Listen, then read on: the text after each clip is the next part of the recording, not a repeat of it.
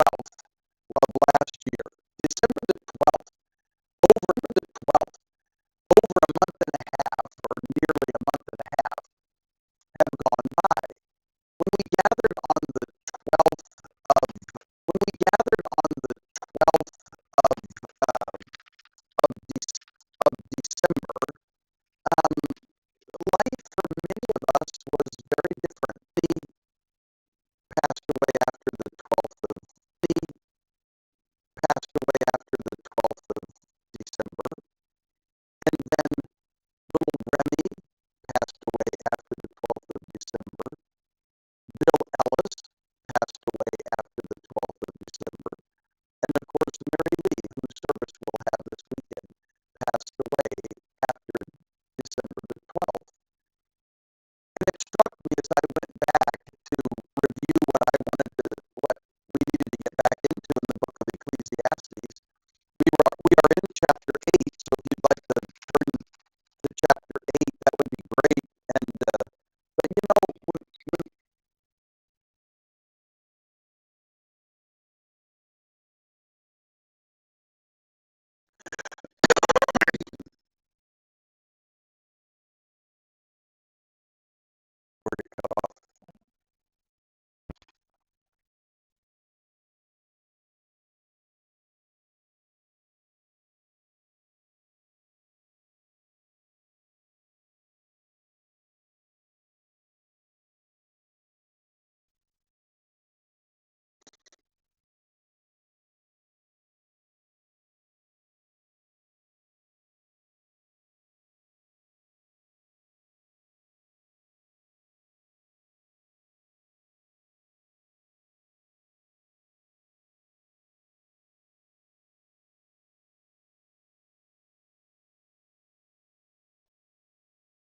oh, my on? Okay, all right. I don't. So folks, I don't know where. I was just told by my technical staff that at some point we went off. So we're back on apparently, and I'm not sure how far back to go. But let me just recap where at least I want you to think about. The last time we met was on the December the 12th, and I was saying that from December the 12th until today, there are some 60,000 people that have passed away. And I was saying how that we couldn't have imagined on December 12th, Whitney has passed away, little Remy passed away, Bill Ellis passed away, and of course Mary Lee passed away. When we met on December the 12th, none of us could have imagined such a thing when we're meeting today on January the 23rd. And I only bring that up because the theme of Ecclesiastes 8, if you would turn.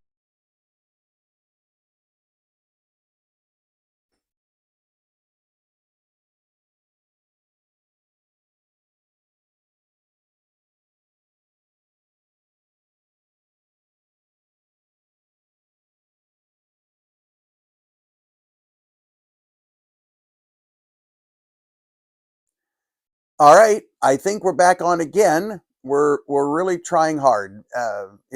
If you're on and you're watching, be praying, because I think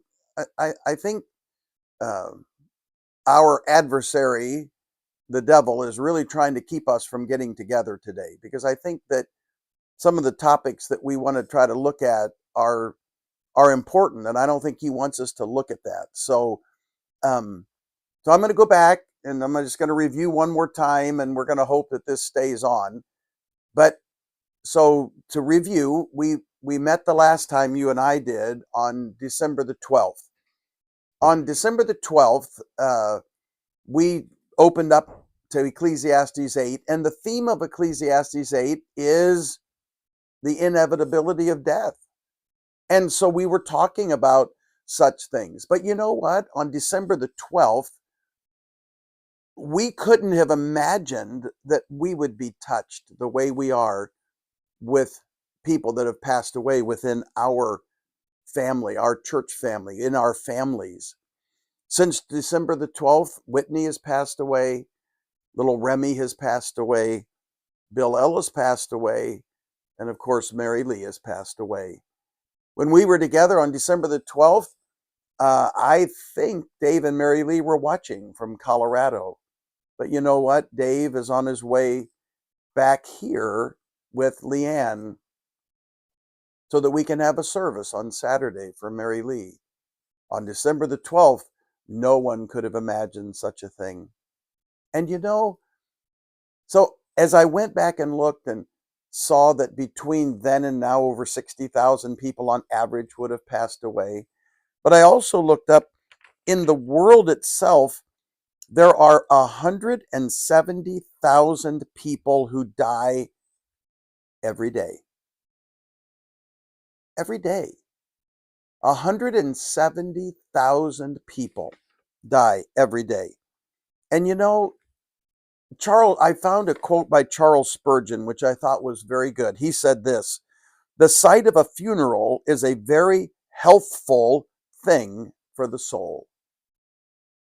The sight of a funeral is a very healthful thing for the soul. Because I think what Spurgeon realized is that when we think about life and death, it should cause us to live in a more godly way. It should cause us to think about what I'm going to be and where I'm going to be in eternity. And so I want us to come back and look at Ecclesiastes chapter 8 and this theme of, again, the inevitability of death, of the fact that the inescapability of death, that every one of us will die at some point. I'm not sure when the next time you and I will get together. I suspect it'll be in February.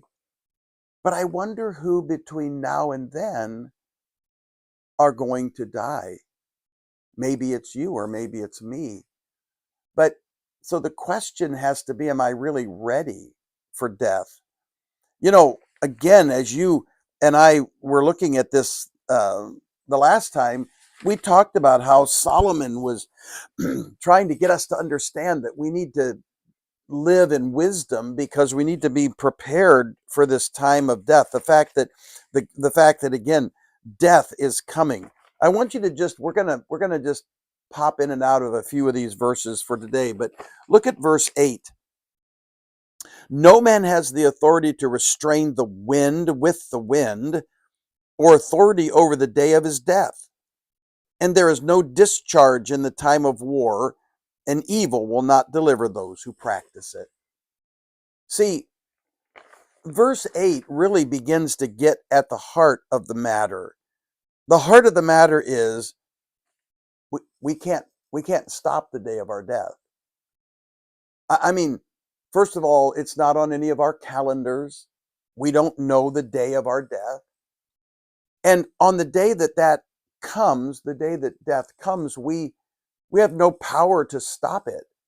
We have no power to escape it. We have no power to control it. I mean, and that's what Solomon uses, the illustration of war. He uses the illustration of the wind. No matter how much we want to stop the wind, we can't. Again, think about the fires down in Southern California.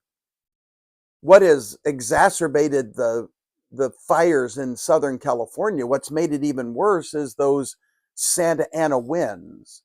Now, I've never lived in Southern California, so I've never experienced them, but we have family that lives down there, and all of our lives, you hear about the Santa Ana winds, and those winds, they say, get upwards to 100 miles an hour or more. And they say that's what's really driven this fire. It isn't just the fire and it isn't just the flames, it's that wind. If we could just control the wind, we could have controlled the fire. But guess what? We can't control the wind. We can't stop the wind. We don't have that kind of power and authority. And so the same token, just like that, Solomon says, we have no control over the day of our death. How often have you heard me or someone else, or maybe even yourself, quote the verse from the book of Hebrews, chapter 9 and verse 27? "It is appointed unto man to die, once. We all have an appointment. We all have an appointment. Every one of us have made appointments for all kinds of things, doctors and reservations for maybe going out to eat, or we've made a reservation, an appointment for a flight or something. And I mean, the day comes, ready or not, the day comes, the appointment comes, and I either am at my appointment or I miss it. But my day of death, whether I'm ready for it or not, I will make that appointment. And I need for you and I need for myself to really think about how we talked about some of these things, I think in probably very much more sort of generic ways. But since December the 12th, this topic has really begun to, again, it's the fact of coming to touch us in a very real way. If you will, just look at verse 10. Let me just read a little bit. It says this: "So then I've seen the wicked buried, those who used to go in and out from the holy place, and they are soon forgotten in the city where they did this. This too is futility. Because the sentence against an evil deed is not executed quickly, therefore the hearts of the sons of men among them are given fully to do evil.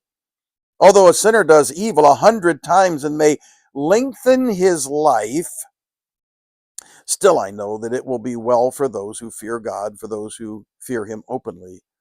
But it will not be well for the evil man, and he will not lengthen the days. His days are like a shadow, because he does not fear God. The futility of what is done on the earth," and so on. See, not only is death inevitable, inescapable, not only it comes at inappropriate times, you cannot, I don't think we would disagree with this statement. Death comes sooner than we think.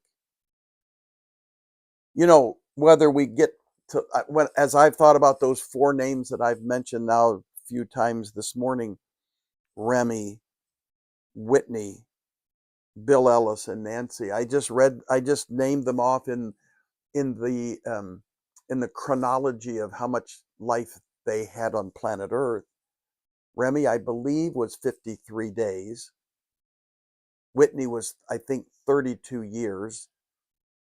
Bill was 82 years or so. Mary Lee was 88 years. There are people who die at 100. There are people who die before birth. And it doesn't matter to me if we die at 10 years old or 100.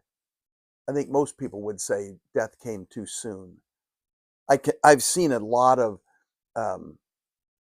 news reports or whatever here of late about Dick Van Dyke. Dick Van Dyke, I think he's 99. I mean, how many more years can Dick Van Dyke have? I mean, he's almost 100. And whenever he dies, I'll almost guarantee there will be someone who will say he died too soon. You and I, we just don't know.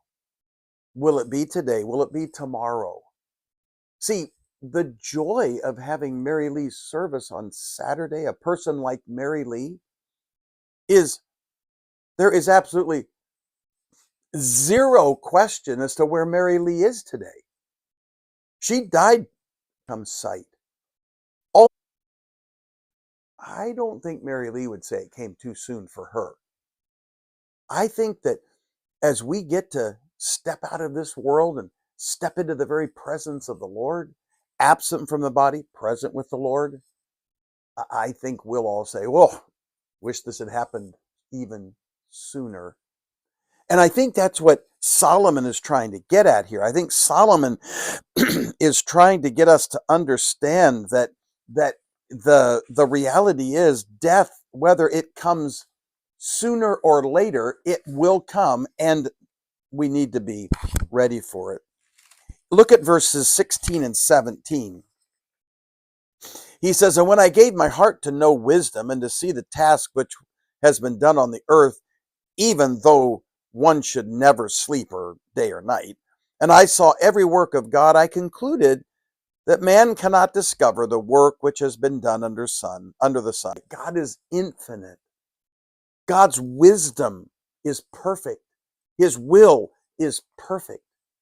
And I think when Solomon writes this, I think Solomon is saying, I just wish I could understand.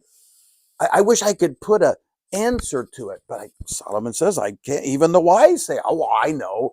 They don't really know. They don't really know.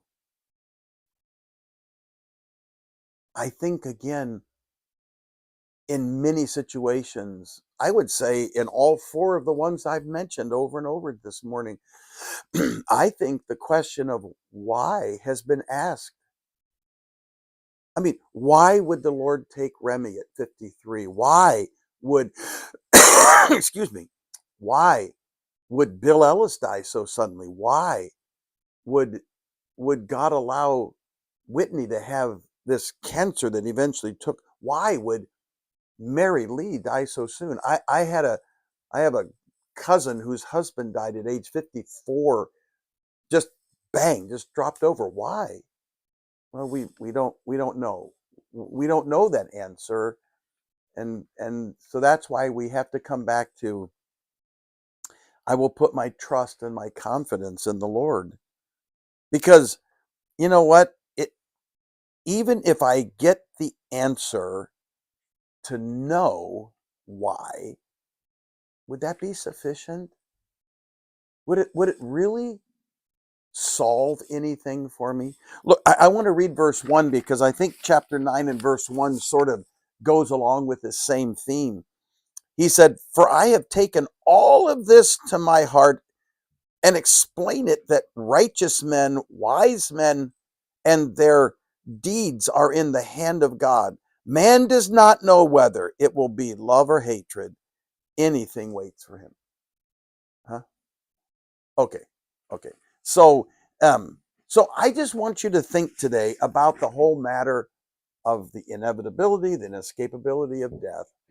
And would you and I come back and think, where will I be the next time we gather together? Hey, thanks for joining me. I trust that, again, as we come together, these will be opportunities for us to find our confidence in the Lord, because I think that's what Solomon is wanting us to think about. No matter how much human wisdom there is, it's God's wisdom that's best. Let me pray and I'll let you go. Father, thank you for our time together. Thank you for being able to meet us in this way. I pray that the book of Ecclesiastes will help us to think about life. I thank you in Jesus' name. Amen. All right. Hey, thank you very much. We'll see you later.